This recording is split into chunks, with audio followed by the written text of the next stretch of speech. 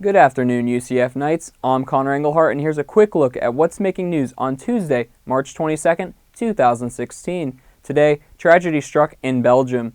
There were 2 terrorist attacks in Brussels, and at least 30 people were killed, and over 100 are injured. ISIS is claiming responsibility for the 2 explosions at the Malbeek train station and the Zaventem airport. The entire transit system in Brussels has shut down for now, and NATO Secretary General Jens Stoltenberg says the world needs to continue to stand together against terrorism. This is a cowardly attack, an attack on our values and on our open societies. Terrorism will not defeat democracy.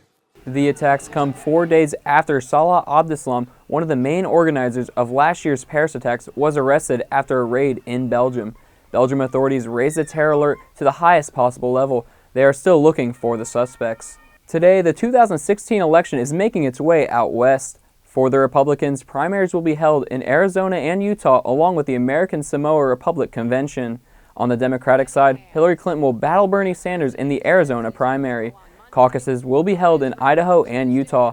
Donald Trump and Hillary Clinton are leading their opponents in the latest polls. The state to watch is Arizona, where the GOP winner will take all 56 delegates. We'll keep you up to date on the latest results. In other election news, here at UCF, Jake Millick and Elaine Sarlo's campaign announced their run for office is suspended by SGA. This comes after their closed hearing with SGA over campaign violations. Reporter Troy Kless tells us more on the nominee's suspension. Presidential candidate Jacob Millick and vice presidential candidate Elaine Sarlo are now suspended by SGA. Millick was out by the student union today, letting students know about what happened. He would not speak to Nightly News until after the appeal, but he did make a Facebook post last night. In the post, he stated that SGA suspended the campaign for writing notes on his phone that linked to his SGA email, hiring a web designer, and creating social media accounts before the campaign started.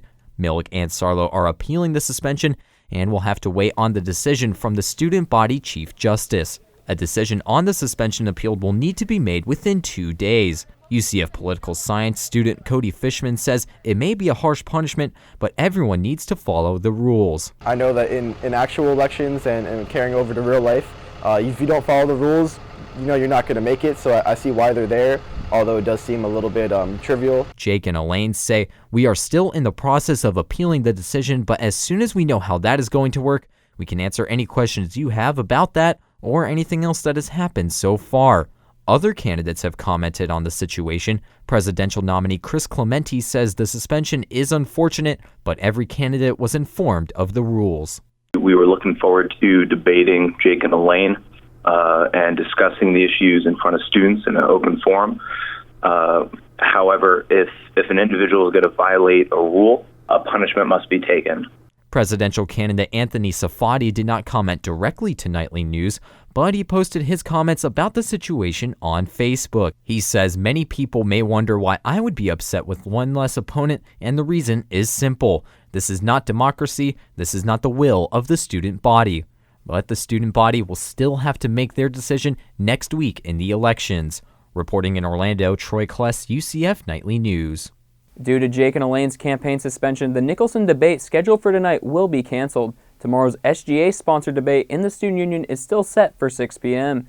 In sports, the UCF softball team will look to rebound tonight at home after losing 3 straight games on the road.